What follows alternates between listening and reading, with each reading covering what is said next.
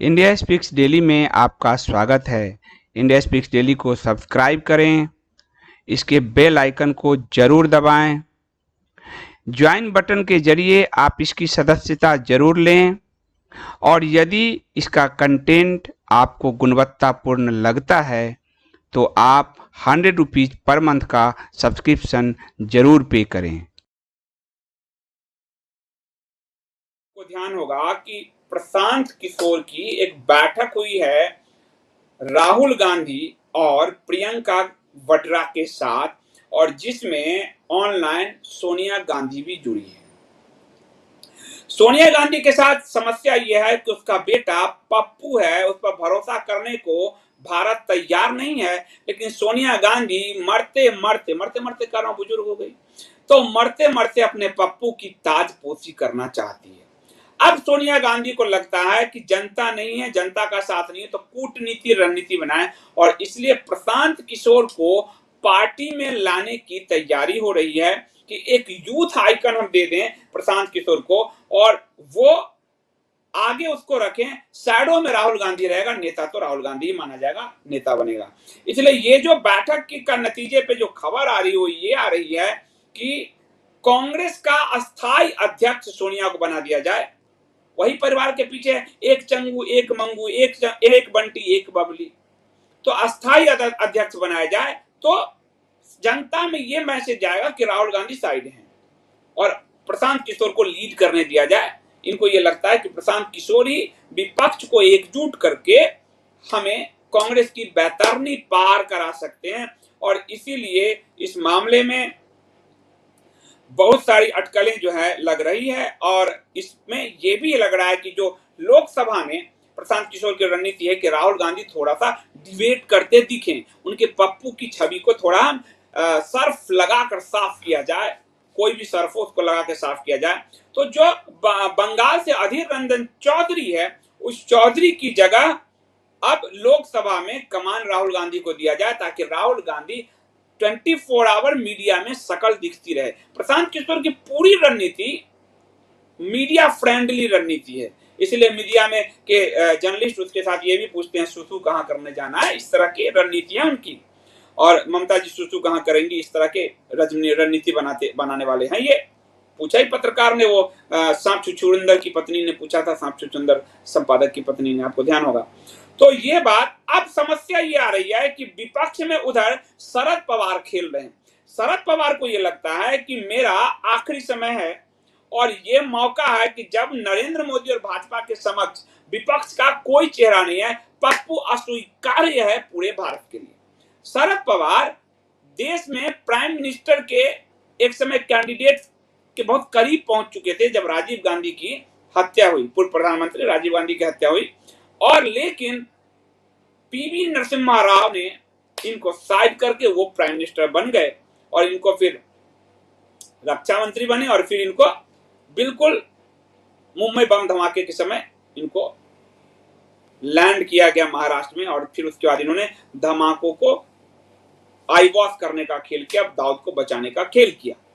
अब शरद पवार को लगता है कि शरद पवार ने एक दाव और खेला आखिर में 90 के दशक में, जो है कि विदेशी मूल का मुद्दा उठाया सोनिया गांधी का, ताकि लोग जो कांग्रेस है इनको विपक्ष का प्रतिनिधि उम्मीदवार मान ले, और अलग पार्टी बनाई थी जो इनकी एनसीपी है, संगमा के साथ मिलकर, संगमा, तारिक अनवर और शरद पवार, ये तीनों ने मिलकर एक पार्टी बनाई थी। लेकिन चला नहीं, बाबा जी का टुल्लू। तो जब नहीं चला तो फिर चुनाव के बाद, और ये सब आते हैं कांग्रेस विरोध पे नाटक करके, ताकि वोट शेयर ले लें, और फिर मिलकर कांग्रेस के साथ खेल करते हैं। तो फिर कांग्रेस के साथ ही मिलकर 4 में जब कांग्रेस की सरकार आई तो इन्होंने सरकार बनाई, और देश के सर्वाधिक समय तक सटोरिया कृषि मंत्री के रूप में ये प्रचलित रहे। सटोरिया कृषि मंत्री, कॉर्पोरेटिव मूवमेंट के नाम पर किसानों को त्राही कराने वाला ये आदमी। सबसे ज्यादा महाराष्ट्र में किसान मरे, सबसे ज्यादा महाराष्ट्र में किसान मरे आत्महत्या करके, और इसका भतीजा उदंड कह रहा था डैम में पेशाब करूं क्या, किसान जब सिंचाई के लिए पानी मांगने गए थे। अब यह पहला दाव खेला, नरसिम्हा राव के समय चित हो गया, दूसरा दाव खेला सोनिया के समय, चित्त हो गया। अब तीसरा दाव इसने खेला पप्पू के समय। लेकिन प्रशांत किशोर ने एक नया दाव खेल दिया इसके साथ। प्रशांत किशोर ने इस बैठक में कहा कि हमें शरद पवार को राष्ट्रपति पद के उम्मीदवार के रूप में खड़ा करना चाहिए। तो भाजपा और नरेंद्र मोदी भी शरद पवार का विरोध नहीं करेंगे, उसको पद्म विभूषण दे चुके हैं, राजनीतिक गुरु बता चुके हैं प्राइम मिनिस्टर। और भाजपा में भी शरद पवार के अच्छे रिलेशन है, जाते जाते लोग शरद पवार को निराश नहीं करेंगे। और अगले राष्ट्रपति चुनाव में शरद पवार को अगर राष्ट्रपति के रखते हैं तो ये सर्वसम्मति से राष्ट्रपति बन जाएंगे और राहुल गांधी और प्रियंका के रास्ते का एक कांटा साफ हो जाएगा। ठीक है, इसीलिए प्रशांत किशोर ने इस बैठक में एक सगुफा छोड़ा कि राष्ट्रपति के लिए हम शरद पवार को मनाते हैं। यानी सोनिया एंड फैमिली का एक जो बड़ा कांटा है विपक्ष में, जो साध सकता है सारे विपक्षी दलों को, उसको साफ करें। और उसके बाद कांग्रेस पर राहुल, सोनिया और प्रियंका, इसकी ये तो इन्हीं की कांग्रेस जो है प्राइवेट लिमिटेड कंपनी है, तो सोनिया को अस्थायी अध्यक्ष रख के साइड करें, क्योंकि उनके नाम पे कांग्रेस टूटेगी नहीं। राहुल को लोकसभा में चेहरा दिखाएं, ठीक है। प्रियंका को यूपी के लिए प्रमोट करें, हो सकता है इसको प्रमोट करें हम यूपी के लिए मुख्यमंत्री, और इस तरह से तो पुराने कांग्रेसी जुड़ जाएंगे। और फिर प्रशांत किशोर कांग्रेस का मेन रणनीतिकार बन जाएगा। इसके लिए करीब 1.5 घंटे तक बैठक चली है और इसमें ये पूरी बैठक का कवायद यही है कि पप्पू को किसी भी तरीके से प्राइम मिनिस्टर बनाना है, शरद पवार को साइड करना है, भाजपा को हराना है और प्रशांत किशोर के हाथ में इनडायरेक्टली पार्टी की कमान रहनी है। अध्यक्ष रूप में सोनिया ऐसे राधे माँ ऐसे बन के आशीर्वाद देती रहेंगे। तो ये साफ साफ लग रहा है कि ये जो रणनीति हो रही है, इधर किसानों की, इधर कांग्रेस की, उधर केजरीवाल की, ये साफ दिख रहा है कि ये लोग बौखलाए हुए हैं। भारतीय जनता पार्टी को रोकने के लिए साम दाम दंड भेद की हर नीति को अपना रहे हैं। भारतीय जनता पार्टी के साथ दिक्कत ये आ रही है कि भारतीय जनता पार्टी, और आज चूंकि संघ के जो चतुर्थ संघ प्रमुख हैं रज्जू भैया, उनकी पुण्यतिथि है। रज्जू भैया ने संघ को एक बहुत बड़ी बात कही थी, वो आज के भाजपा नेतृत्व और संघ नेतृत्व, मोहन भागवत जी, दोनों पे लागू होता है। उन्होंने कहा था कि 10 नए व्यक्ति भले ना जुड़े, जो मुस्लिम मंच वाले हैं सुन लीजिए भाई, 10 नए व्यक्ति भले ना जुड़े, लेकिन एक भी पुराना कार्यकर्ता नहीं टूटना चाहिए, इसका सदैव ध्यान रहे।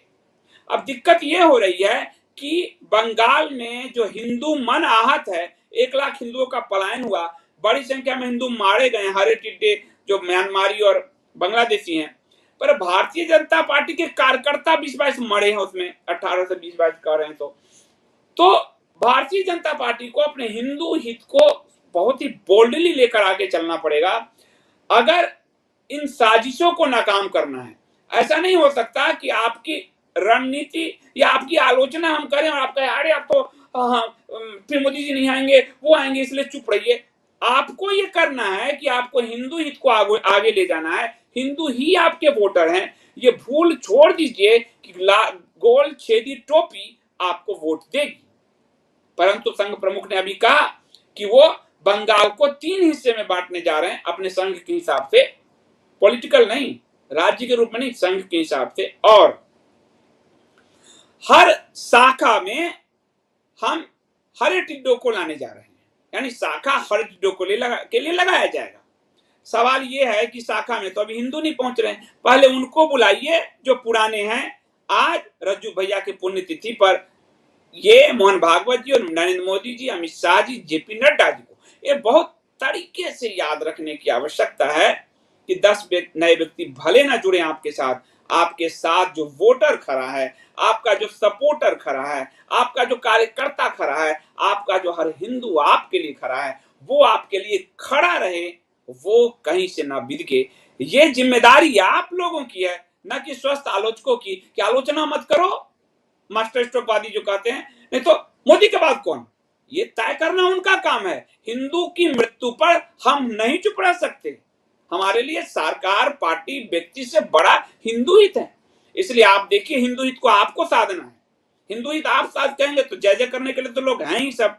तो इसलिए भारतीय जनता पार्टी को इन सारे पहलुओं को ध्यान से देखना होगा और अपने वोटर्स और सपोर्टर्स पर फोकस होकर अपने कार्यकर्ताओं को लगाना होगा, ताकि ये जो मक्कार गिरोह है ये कहीं से भी सफल ना हो पाए। राजनीति बड़ा ही खराब चीज है, इसमें कुछ भी होता रहता है, तो राजनीति को हर नजरिए से देखना आवश्यक है। आज के लिए इतना ही। जय श्री राम।